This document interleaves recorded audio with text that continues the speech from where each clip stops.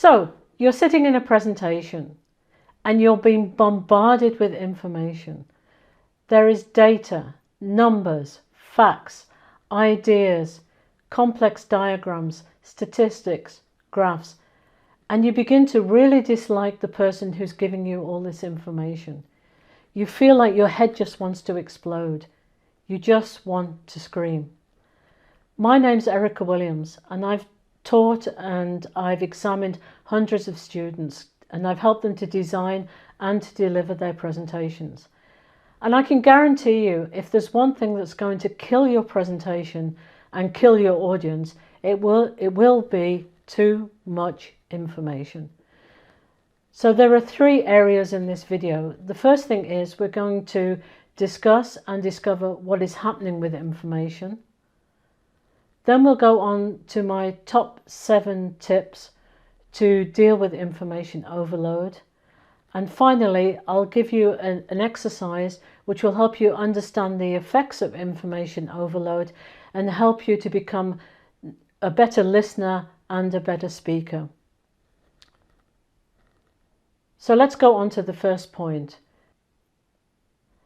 When you are given the task of giving a presentation and you're designing your presentation, the ultimate aim of any presentation is to design a piece of work that is memorable. And therefore, it's really important for you to understand how the brain processes and stores information and keeps things in the memory. Now, there are 2 theories that we're going to look at in this regard. And the first is the human memory model, which helps us to understand how we store and process information. And then we'll go on to the cognitive load theory that builds on this theory. Now, understanding these 2 theories will help you to understand the implications that there are for when you design and deliver a presentation. So first of all, let's look at how the brain stores and processes information. If you look at this diagram, we've got 3 blocks. There's the sensory memory, going on to the working memory, going on to the long-term memory. So what's sensory memory? Well, this is pretty simple, really. As I'm talking to you here, I'm using my eyes, my ears, my nose. I also have taste and I have touch. So if I think about sensory memory and I'm looking out the window as I'm speaking to you, I can see a postman delivering post to the house opposite, and I can also hear a dog barking in the distance. Now these things are in my sensory memory, and these things all day long, they go in and out of your sensory memory. We tend to filter this information and we forget many things that are in our sensory memory, and we don't take them really into working memory and further into long-term memory. Now, when I'm dealing with sensory memory, if I want to learn something, I'll repeat it and probably repeat it and repeat it and repeat it. And in that process, that will help me to take things into my working memory. Or something extraordinary will happen. For example, the dog that I can hear barking jumps over the gate and bites the postman. Now this will stay in my memory because it's a little bit different, and maybe I'll tell my friends the story of the dog biting the postman, which will reinforce the memory. So then I will take things into my working memory. These are the things that I'm holding in my memory, in my head at any one time. And through a process again of probably repetition, I will take things from my working memory into my long-term memory. Now, long-term memory are the things that I remember. These are the things that I hold in my memory long after events have finished. This is basically how we think human beings process and store information. But however, what cognitive load theory will begin to tell us is that there's a problem, and this is with working memory. Now, working memory, what we need to know is that working memory has a very limited capacity. There is research that shows that people remember probably around about 7 chunks of information. There are 7 chunks that can be held in working memory at any one time. This means that there is only so much information that we can absorb. If we get too much information, or too much unknown information, or very complex information, we overload the capacity of our working memory. Now, when we go back to the first situation of sitting in a presentation and you feel bombarded with information, what happens here is that the brain kind of protects itself. It's a kind of biological function. Heads don't explode, but what we begin to do is, as listeners, is we begin to shut down and we begin to think about other things. You probably know this very much when you're listening to something, for example, a lecture, and you begin to daydream and you begin to think about where you're going tonight and what you're going to have for dinner. So one thing that we know here is that working memory has limited capacity. Think about 5 to 9 chunks of information, maybe with 7 as an optimal number. The other thing that cognitive load tells us is that auditory and visual channels are separate and that they process information in different ways. And this is very important when we think about giving and designing a presentation, because we can extend working memory by combining the visual and the auditory. Okay, so now I'd like to move on to the second part of the video, which is to give you my 7 top tips to deal with information overload. And the first tip is, know it's in your control. Be aware the cognitive load theory is in your total control. You know now that working memory is limited. Think about these 7 chunks of information and design your presentation so that you don't give people too much information and that you overload the working memory and that you encourage people basically to shut down. The second tip is know your audience. Know your audience in terms of the information or the knowledge that they already have. How familiar are they with your subject? Are you presenting something that's completely new or something that you know is unfamiliar to your audience? Or are you presenting something that is in the subject area of your audience? Let's take an example here. If I'm a postgraduate scientist student and I'm presenting to other scientists and other postgrad students or people in the industry, there is a level to the information and to the amount of information that I can give about the subject, because people already know about the subject and they know the basics. However, if I'm presenting to other undergraduate students in the university and I'm presenting to art students and architect students and other students who have no knowledge about my area, then I have to cut down the information and simplify the information so that they can begin to understand my subject. If you're giving an exam presentation, then think about the examiners. Don't assume that examiners know everything. They don't. Try and find out what they do know about in their subject area. But you may be presenting something outside their field and they may know very little or nothing at all about the subject. The third point is assess complexity. So examine the complexity of your material. If you're presenting a new method or new ideas, something that your audience hasn't seen before, then build up the complexity. Build it, and build it slowly so that people can go through this process of processing the information, and then beginning to store the information. And once you've assessed the complexity, then you can move on to my fourth point, which is reduce the complexity. Reduce the complexity. Less really is more. Reduce the load and the burden for your listeners. Help your audience to like and to engage with your presentations, to focus on the essential and encourage them to listen to you. A tip here is if you have complexity and you really think that you need to give your audience complexity, well, really think about the means of communication that a presentation is.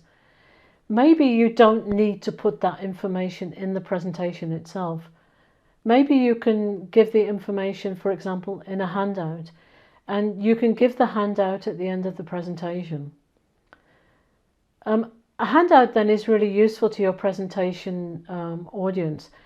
What they will do when they go through the handout is, instead of using listening skills in a short time frame, they'll be using reading skills in a longer time frame. And when people read, they can use their own environment and their own time to read the information. They can use other skills, they can go back through information, they can reread information, they can put the information down and they can come back to it. Another really good advantage of giving a handout is that it looks professional.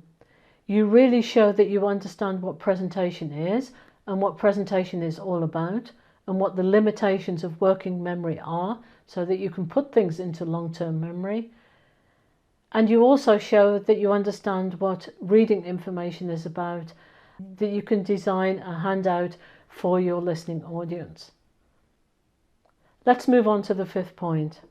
Well, let's take the limitations of working memory into consideration. We've said it's between 5 and 9 things, maybe 7 chunks of information. And what you need to do in your presentation is provide your listening audience members with the time and space that they need in order to process the information. Now, if they want to process information, this is when you begin to use rhetorical techniques, stories, examples that repeat and reinforce the information that you're giving. This process will help your audience members to take the information from the working memory into long-term memory. It's better to reinforce content than to put more and more and more content into your presentation. And the sixth point is extend working memory. Now, if we go back to my first point, cognitive load theory told us that visual information and auditory information uses different channels, and we can use this as presenters. Use visual information visually. Don't use lots and lots and lots of text. Text will add to cognitive overload. Use pictures. Pictures will actually extend the working memory. Don't make your diagrams too complex. Simplify them so that they can be taken in visually. And then we come to my last and seventh tip, which is to connect the dots. Structure your presentation. Break things down into parts. Give a sense of intention, direction, and orientation. Connect the dots. Allow the brains of your listeners to have the same intention, direction, and orientation. Build patterns in your information. Connect the dots. Relieve the stress on working memory and help your audience members get that information into their long-term memories. So these were my 7 top tips. There is something that I would add here, and this is the aspect of language. If you're presenting in another language, or today if we're talking about international presentations, with most presentations in the world being held in English, and you have an audience members where English or another language is not their first language, then you really have to take language into consideration when considering information overload. Processing in another language will add to information overload, and if you are presenting in another language, you should take this into consideration too. Right, so let's move on to the third part of the video, which is an exercise to help you understand the effects of cognitive overload or information overload, and to begin to help you improve your speaking and your listening skills. Now, in general, if you want to improve presentation skills, analysis is really important. When you begin to learn about presentations, then it's really important to go out and watch a lot of presentations and talks. These could be lectures at your university, they could be talks and presentations within your company, or there are many examples around the internet. You can find lots of stuff here on YouTube, or maybe go out and have a look at things on TED Talks. Analysing what other presenters do and if they have success or failure will actually help you to improve both as a speaker and as a listener. So let's just have a look at this exercise. So think about times when you had to listen for a longer period of time. As I say, a lecture, any kind of presentation, live or online. Now think about your listening. Did you listen 100% of the time? If it's a longer presentation, I would be really surprised if you did. Listening is actually really hard work, and this is one of the reasons we thank our audience at the end of the presentation. Now, if you didn't listen 100% of the time, analyse why you didn't listen. Or if you did listen 100% of the time, analyse why you did listen. Maybe it was a really good presenter who used lots of techniques and you can learn something from the use of those techniques. When you've made a note of the factors that stopped you listening or helped you to listen, then think about these factors. Were the factors in control of the speaker? Or was it in your own control as a listener? Or maybe it was a combination of both things. Think about what could the speaker have done to help you listen? And then think about what you have learnt about improving your own speaking skills. And then you can go on to think about your listening skills and think about how you can improve your listening skills. So this brings us towards the end of this video on information overload. Don't kill your audiences with information overload. We've looked at why information overload happens.